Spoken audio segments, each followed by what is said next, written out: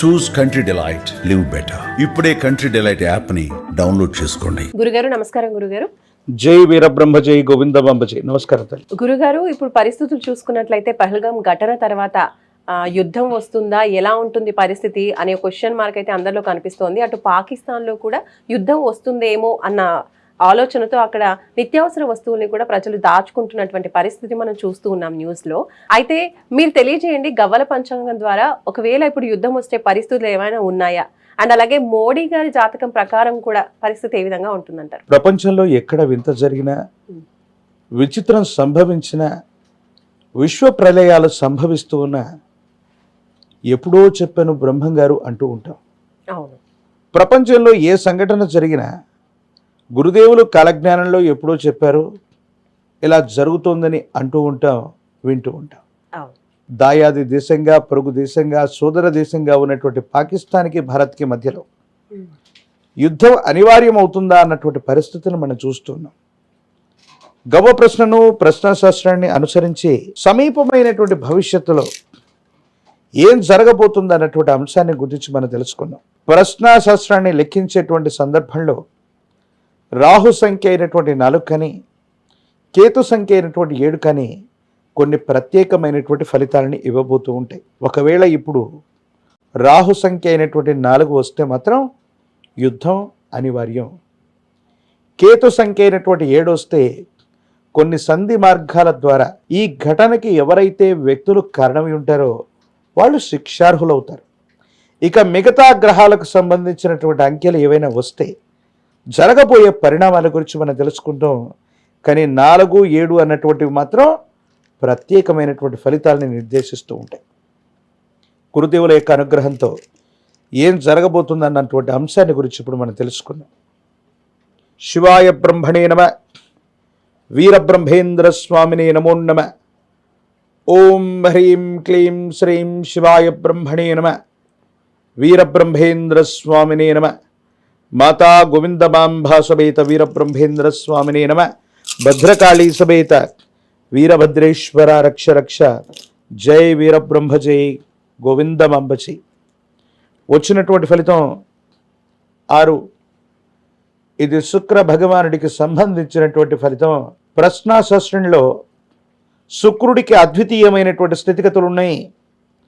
అభిప్రాయ భేదాలకు కారణం, విడిపోవడానికి కారణం, విడాకుల్లాంటి సమస్యలు దాంపత్య జీవితంలో రావడానికి కారణం, దీర్ఘమైనటువంటి సుమంగళితత్వం ఉండడానికి ఉండకపోవడానికి కూడా కారణం శుక్ర భగవానుడు అవుతాడు.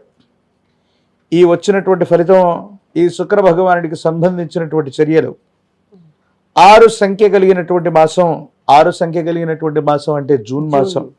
6 సంఖ్య కలిగినటువంటి మాసంలో లేదా 6 మాసాల వ్యవధిలోపు ఈ 2 దేశాల మధ్యలో మరిన్ని అభిప్రాయ భేద సంబంధమైనటువంటి పరిస్థితులు ఎక్కువ అవుతాయి. ఒక దేశం నుండి మరో దేశానికి తీవ్రమైనటువంటి సహాయ నిరాకరణ కూడా జరిగేటువంటి అవకాశం ఉంది. యుద్ధం అనేది ఒక్క రోజులోనో, వారం రోజుల్లోనో, 10 రోజుల్లోనో అవుతుందని మనం అనుకుంటూ ఉంటాం. కానీ గురుదేవులు వీరబ్రహ్మేంద్ర స్వాముల వారి యొక్క కాలజ్ఞాన తత్వంలో ఒక గొప్ప మాట చెప్పబడి ఉంది. మతముల పేరిట మత్సరంభులు పెరిగి మదియించి కొట్టుకొని సచ్చేరయ, మనువు వంశము నుండి మనుషులందరూ పుట్ట, మతములెన్నుండునో తెలియండయ.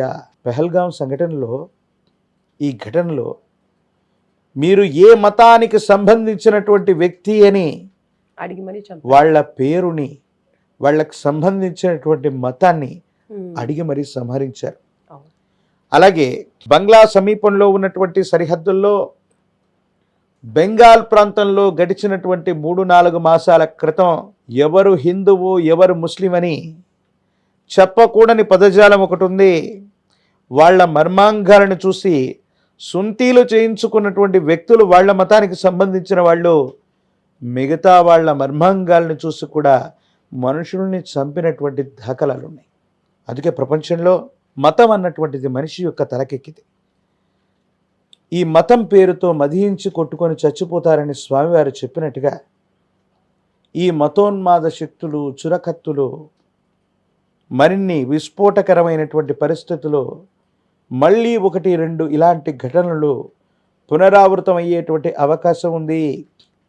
ఒకవేళ యుద్ధం అంటూ వస్తే ప్రపంచ దేశాల నడుమ ప్రపంచం 2గా విడిపడ్డమో, ఈ 2 దాయాది దేశాలు పూర్తిగా సహాయ నిరాకరణ చేసుకోవటమో మరో గొప్ప ప్రపంచ యుద్ధానికి నాంది ప్రస్తావన అయ్యేటువంటి అవకాశం ఉంది.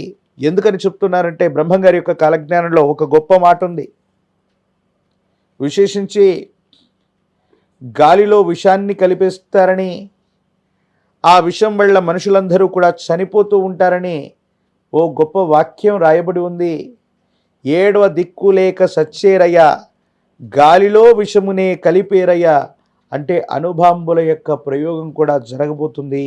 కానీ ఇప్పటికిప్పుడు ఈ రోజు భారత్ పాకిస్తాన్ మధ్య వెంటనే యుద్ధం వచ్చే అవకాశం లేదు. కానీ 6 సంఖ్య కలిగినటువంటి మాసం జూన్ మాసంలోపు ఒక్కొక్క విభాగం ఒక్కొక్క వ్యవస్థలో తగవులు మొదలవుతాయి. పూర్తి స్థాయిలో ప్రపంచంలోని కొన్ని దేశాలు మిత్రులుగాను శత్రువులుగాను కూటమిగాను ఏర్పడేటువంటి పరిస్థితి నుండి కొన్ని సంవత్సరాల పాటు కేవలం ప్రచ్ఛన్న యుద్ధమే కాదు, ఆర్థికపరమైనటువంటి వ్యవస్థ, మానవ వనరుల మీద తీవ్ర స్థాయిలో సంవత్సరాల తరబడి కొనసాగేటువంటి ఒక గొప్ప యుద్ధంగా ఇది మారబోతుంది. అయితే ఇప్పటికిప్పుడు ఈరోజు ఇది జరుగుతుందని కాదు, కానీ 6 సంఖ్య కలిగిన మాసానికి అటు ఇటుగా ఈ యుద్ధ సంబంధమైనటువంటి కారు మేఘాలు కమ్ముకొని ఉన్నాయి. యుద్ధం అంటూ మొదలైతే మాత్రం పాకిస్తాన్ని మనం తక్కువ అంచనా వేయలేము. అణుబాంబులు విస్ఫోటన కలిగించేటువంటి పదార్థాలని భారతదేశం మీద కానీ ప్రపంచంలో ఒక దేశం వేరొక దేశం మీద కానీ ప్రయోగించటం మూలాన గాలిలో విషం చేరుతుంది. దీనికి కారణంగా కలుషితమైనటువంటి పొగ గాలిలో చేరి అనేక మంది చనిపోయేటువంటి పరిస్థితులు ఉన్నాయి. ఈ 21వ శతాబ్దంలో మనం కని విని ఎరుగనటువంటి ఉద్రేకం, ఇలాంటి విశేషవంతమైనటువంటి ఆందోళన కలిగించేటువంటి పరిస్థితుల్ని మనం చూడబోతున్నాం అనటంలో ఎటువంటి సందేహం కూడా లేదు. ఇప్పటికిప్పుడు కాకపోయినా 6 సంఖ్య కలిగినటువంటి మాసం వచ్చేలోపు యుద్ధ మేఘాలు కమ్ముకొని ఉంటాయి. కేవలం ప్రచ్ఛన్న యుద్ధం సైనిక వ్యవస్థ ద్వారానే కాదు, పాకిస్తాన్ ఒక కూటమిగా ఏర్పడి వాళ్ళకు సంబంధించిన ఆర్థిక వ్యవస్థలని, వాళ్ళకు సంబంధించిన మానవ వనరులని, కొన్ని రకాలైనటువంటి విషయాల్ని వాళ్ళంతట వాళ్ళుగా నాశనం చేయటం, ధ్వంసాన్ని చేయటం, ప్రత్యేకించి టెక్నాలజీని, సాంకేతికపరమైన వ్యవస్థల ద్వారా కూడా యుద్ధాన్ని చేసుకుంటూ మతోన్మాద శక్తులు చురకత్తులై భారతావనికి సంబంధించినటువంటి పవిత్రమైనటువంటి స్థలాలు, 18 శక్తిపీఠాలు అవ్వచ్చు, 12 జ్యోతిర్లింగాలు అవ్వచ్చు, 108 దివ్యమైనటువంటి ధామాల్లో కూడా ఇలాంటి సంఘటనలు మళ్ళీ పునరావృతమయ్యేటువంటి అవకాశాలు కనపడుతున్నాయి. గురుగారు, మరి మోడీ గారి జాతకం ప్రకారం అసలు పరిస్థితి ఏ విధంగా ఉండబోతోంది? ఆయన ఎలా ఎదుర్కోబోతున్నారు ఈ విపత్కర పరిస్థితుల్ని? శివాయ బ్రహ్మణే నమ, వీరబ్రహ్మేంద్ర స్వామినే నమో నమ. జై వీరబ్రహ్మ, జై గోవిందమాంబ జై. అనురాధ నక్షత్రం వృశ్చిక రాశి జాతకులు మాన్యశ్రీ ప్రధానమంత్రి వర్యులు శ్రీ నరేంద్ర మోదీ గారు భవ్యమైనటువంటి అయోధ్యలో బాలరాముడి యొక్క విశేషవంతమైనటువంటి ప్రాణ ప్రతిష్టాది క్రతువును చూసాం. కాశీ నగరంతో సహా ప్రశస్తవంతమైనటువంటి ధామాలు అభివృద్ధి చెందుతున్నటువంటి పరిస్థితి వారి యొక్క హయాంలో జరిగింది. వారు నిజంగా దివ్యమైనటువంటి గ్రహ సంపత్తిని కలిగి ఉన్నటువంటి అతి గొప్ప జాతకులు. మరి వీరి యొక్క హయాంలో భారత్ పాకిస్తాన్ మధ్య యుద్ధం జరగటమో, పాక్ ఆక్రమిత కాశ్మీర్ మళ్ళీ వెనక్కి భారతావనికి రావటమో జరిగేటువంటి అవకాశం ఉందా? తదనంతర పరిణామాలు ఏం జరగబోతున్నాయి అన్న అంశాన్ని కూడా మనం తెలుసుకుందాం. శివాయ బ్రహ్మణే నమ, వీరబ్రహ్మేంద్ర స్వామినే నమో నమ. జై వీరబ్రహ్మ, జై గోవిందమాంబ జై. వచ్చినటువంటి ఫలితం 4. రాహు సంబంధమైనటువంటి ఫలితం. మోదీ గారి యొక్క నేతృత్వంలో ఉన్నటువంటి కేంద్ర ప్రభుత్వం తప్పనిసరిగా పాక్ ఆక్రమిత కాశ్మీర్ని వెనక్కి తీసుకొచ్చే అవకాశం ఉంది. అవసరమైతే సర్జికల్ స్ట్రైక్ని, అంతకు మించినటువంటి ప్రచ్ఛన్న యుద్ధాన్ని, లేదా యుద్ధ సంబంధమైనటువంటి విషయాల్లో కూడా ముందుకు వెళ్ళడానికి ఏమాత్రం కూడా ఆలోచించేటువంటి అవకాశం లేదు. శ్రీ మోదీజీ గారి యొక్క నేతృత్వం, ప్రత్యేకించి వారి యొక్క జాతకంలో ఉన్నటువంటి ఈ విశేషవంతమైనటువంటి గ్రహగతులు భారతదేశాన్ని, భారత ఖ్యాతిని ఎక్కడో నిలబెట్టాయి. ఎవరికి అసాధ్యం అనుకుంటున్నటువంటి ఈ అంశం స్వతంత్ర భారతావని నుండి 7-8 దశాబ్దాలు దాటుతూ ఉన్నప్పటికీ కూడా పరిష్కారం కానటువంటి సమస్యలు ఎన్నో పరిష్కారమయ్యాయి. కాశ్మీరం మొత్తం భారతావనిలో సింహభాగం కాబోతూ ఉంది. సమీపమైన భవిష్యత్తులో కోల్పోయినవన్నీ తిరిగి వచ్చేటువంటి అవకాశం శ్రీ మోదీజీ గారి యొక్క నేతృత్వంలోని భాజపా ప్రభుత్వం తప్పనిసరిగా చేసేటువంటి అవకాశం ఉంది. వారి జాతకంలోని గొప్ప యోగంగా మనం దీన్ని చెప్పచ్చు.